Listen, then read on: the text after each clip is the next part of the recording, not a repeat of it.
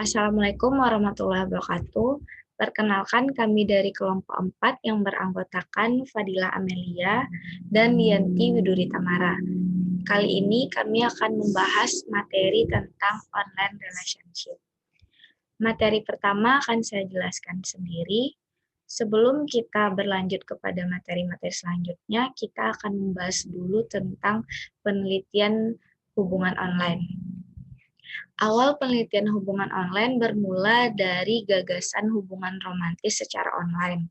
Penelitian awal ini berfokus pada salah satu situs kencan online di mana orang-orang membuat representasi yang keliru tentang diri mereka secara online.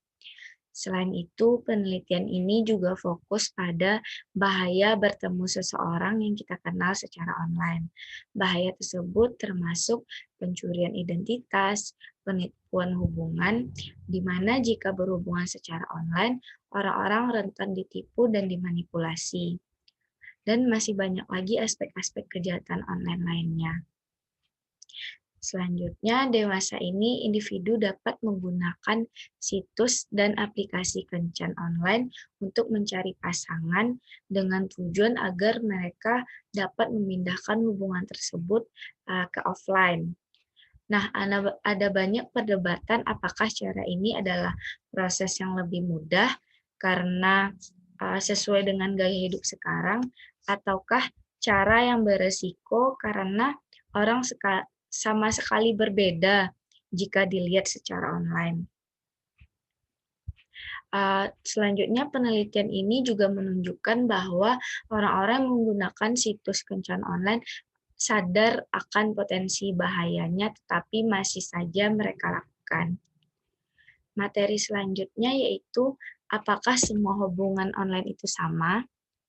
Tak hanya hubungan romantis, hubungan platonis pun juga bisa dibina di internet. Hubungan platonis sendiri adalah orang yang tertarik satu sama lain, tetapi tetap menjaga agar hubungannya tidak lebih dari teman, tanpa adanya harapan untuk memiliki hubungan yang romantis. Singkatnya, hubungan platonis adalah persahabatan atau pertemanan dengan siapapun yang kita miliki hubungan romantis. Dalam hal komunikasi yang diperantarai oleh komputer atau yang bisa kita sebut dengan CMC, lebih banyak kita berkomunikasi dengan teman platonis daripada pasangan romantis kita secara online. Membina hubungan secara offline membuat kita membentuk identitas pribadi dan bisa mempengaruhi sifat dan perilaku. Lalu, apakah teman online kita bisa memenuhi kriteria tersebut? Persahabatan online saat ini termasuk dalam salah satu dari 3 kategori. Kategori yang pertama yaitu orang yang percaya bahwa secara online persahabatan tidak mungkin terjadi. Dan yang kedua, orang yang percaya bahwa persahabatan online maupun offline itu sama saja. Dan yang ketiga yaitu orang yang menyarankan teman online itu berbeda dengan teman offline kita. Selanjutnya, materi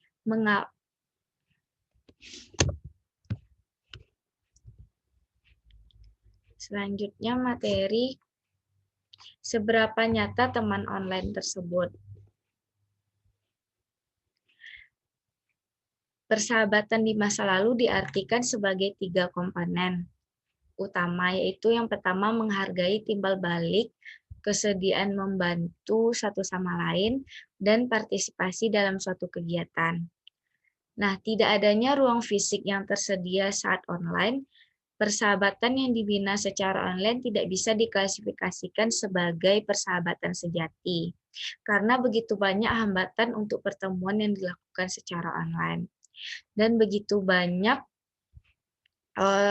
rintangan atau ada sesuatu ekspresi yang tidak bisa kita ungkapkan secara online, tapi hanya bisa kita ungkapkan secara offline.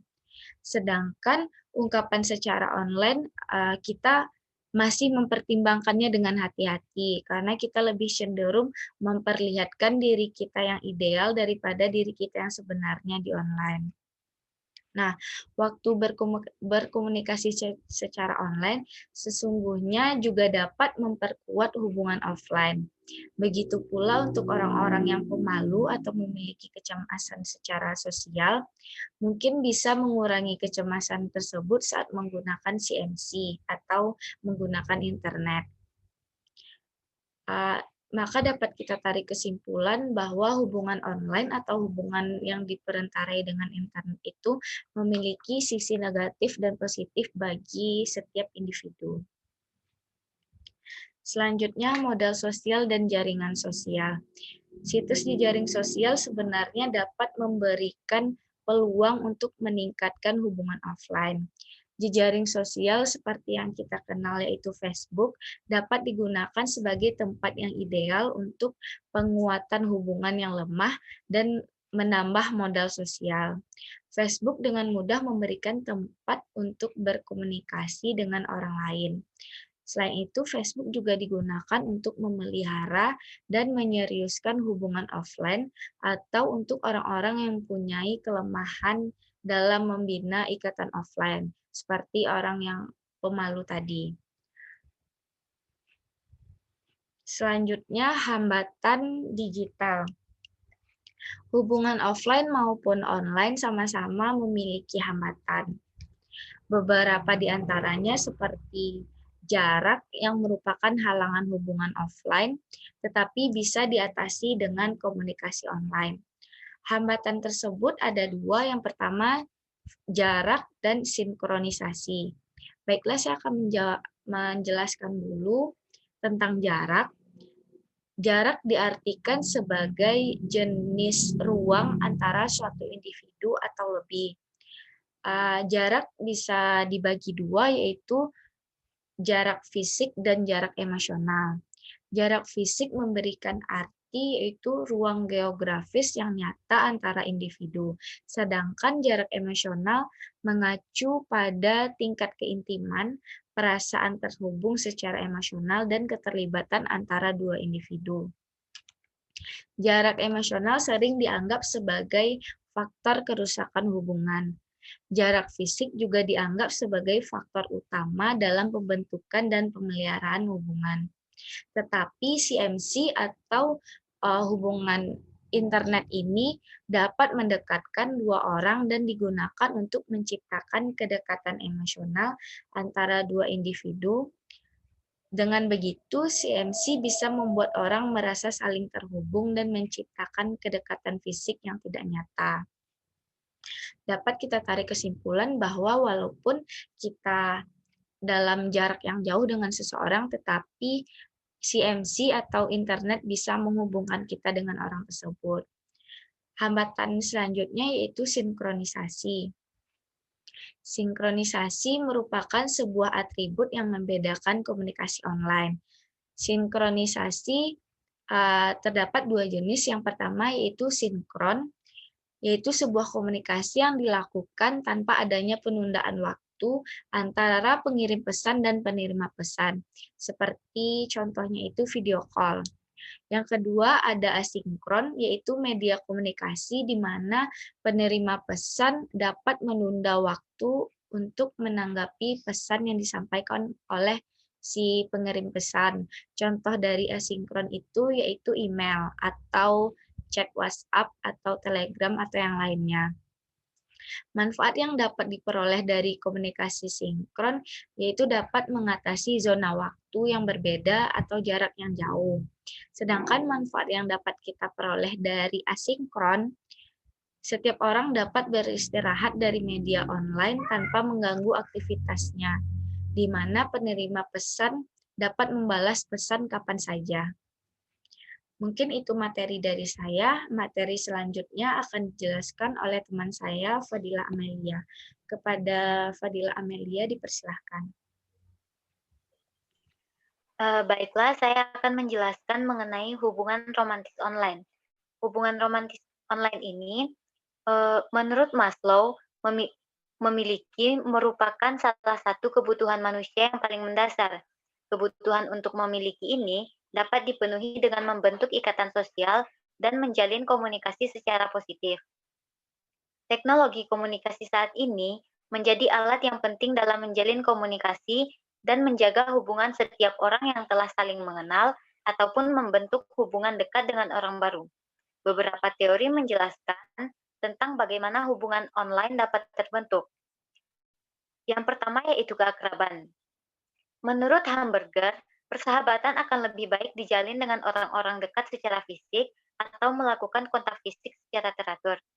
Efek eksposus Jazong menunjukkan bahwa dengan melakukan ekspos secara berulang atau interaksi dapat menjadi lebih akrab hingga menimbulkan rasa suka satu sama lain.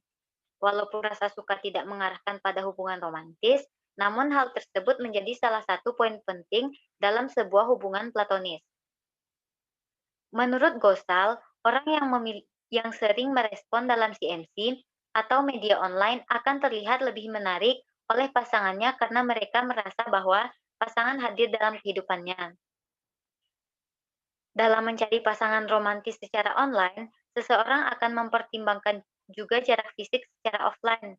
Kebanyakan, orang secara alami akan membatasi jarak fisik dengan orang yang baru dia kenal di media online, dan mereka akan mempertimbangkan dan berharap komunikasi online tersebut akan berlanjut menjadi komunikasi offline di masa mendatang.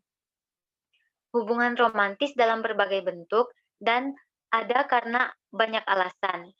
Menurut Barnard, pada umumnya, orang akan mencari pasangan yang mirip dengannya yang dikenal kesamaan menarik hipotesis. Contohnya, seseorang yang memiliki minat yang sama seperti sama-sama menyukai musik atau sama-sama menyukai olahraga. Yang kedua yaitu homofilia. Menurut Hamburger, homofilia merupakan rasa suka yang muncul kepada orang-orang yang memiliki kesamaan dengan dirinya dan menjadikan hal tersebut sebagai faktor penting dalam hubungan platonis dan romantis. Media online dapat digunakan untuk menjalin komunikasi dengan orang yang menurutnya sama dengan dirinya. Barnum menyatakan bahwa kesamaan yang dirasakan seseorang dengan pasangan menjadi salah satu faktor penting untuk memutuskan apakah akan melanjutkan hubungan online atau tidak. Peneliti lebih lanjut juga menemukan bahwa penggunaan media online terkait dengan peningkatan komunikasi antara orang-orang yang memiliki keyakinan politik atau agama yang sama. Kemudian Fiore Taylor juga menyatakan bahwa terdapat perbedaan antara laki-laki dan perempuan dalam menentukan pasangan online. Perempuan cenderung mencari pasangan yang memiliki etnis yang sama dengannya, sedangkan laki-laki akan mencari perempuan yang lebih muda darinya. Dan melihat pendidikan, daya tarik fisik, dan status calon pasangan tersebut. Yang ketiga yaitu ketertarikan fisik. Menurut Cooper, ketertarikan fisik merupakan suatu faktor penting dalam menjalin hubungan secara offline. Sementara, dalam hubungan online, keintiman emosional lebih penting dibandingkan ketertarikan fisik. Walaupun demikian, hal tersebut tetap berpengaruh dalam hubungan online. Ketika seorang memutuskan untuk melanjutkan hubungan online menjadi hubungan offline, mereka juga tidak ingin dikecewakan karena perbedaan fisik ketika melihatnya melalui media online dengan melihatnya melalui secara offline atau langsung. Selanjutnya yaitu pengungkapan diri.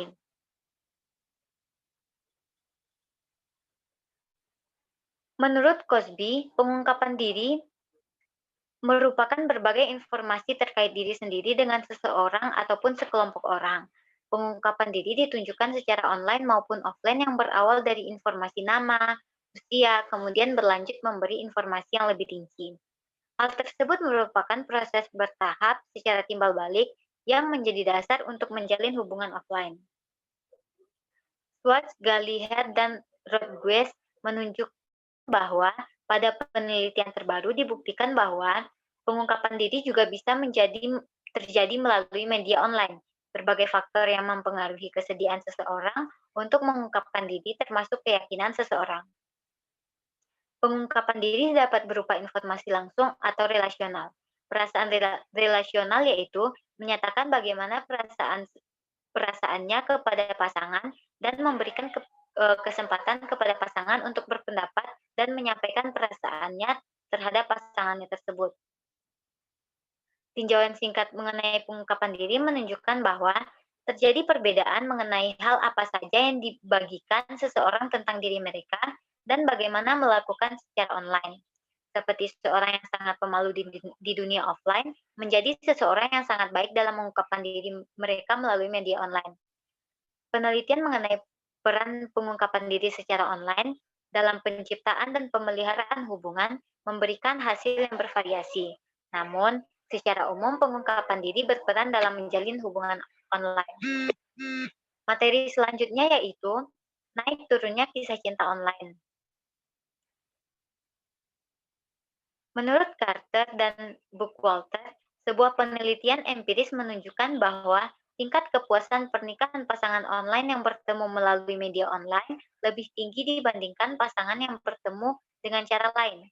Salah satu survei membuktikan bahwa 66% dari pasangan yang memulai hubungan dengan cara online lebih telah bertemu secara offline dan 23% bertemu dan menjalin hubungan jangka panjang melalui situs kencan online. Kepuasan pada pasangan online berkaitan dengan kepercayaan, komunikasi, keintiman, dan peningkatan level masing-masing yang mengarahkan pada peningkatan kepuasan pasangan. Selanjutnya,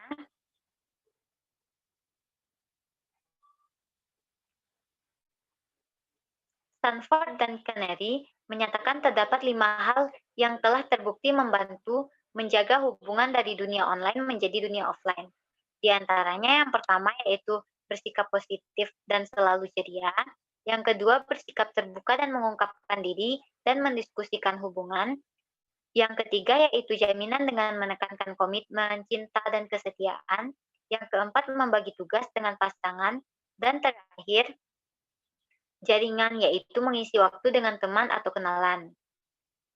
Dengan demikian, dapat dikatakan bahwa hubungan romantis online dapat memenuhi perilaku yang sama untuk tetap dijaga seperti hubungan offline. Materi selanjutnya yaitu hubungan kekeluargaan. Media online menyediakan banyak alat komunikasi untuk terus menjaga hubungan dengan keluarga atau orang-orang yang telah lama dikenal, saling berkomunikasi setelah lama tidak bertemu, dan menjalin hubungan jarak jauh. Di sisi lain, banyak juga hal negatif dari penggunaan media online tersebut, seperti seorang yang telah sibuk menggunakan media online dan tercipta jarak antara anggota keluarga. Hal tersebut mengakibatkan ikatan dalam keluarga menjadi lemah. Menurut Horst, penggunaan media online sebenarnya juga memberikan dampak positif dalam keluarga, seperti orang tua dapat memanfaatkan teknologi untuk mengembangkan minat dan bakat anak, serta memperkenalkan teknologi terbaru. Kemudian memanfaatkan media online dengan menonton TV ataupun film-film untuk menghabiskan waktu bersama. Selain itu, ponsel juga mendukung hubungan online para orang tua untuk memperoleh informasi dari anak dan cucunya. Demikian materi yang dapat saya sampaikan. Saya kembalikan kepada Lianti.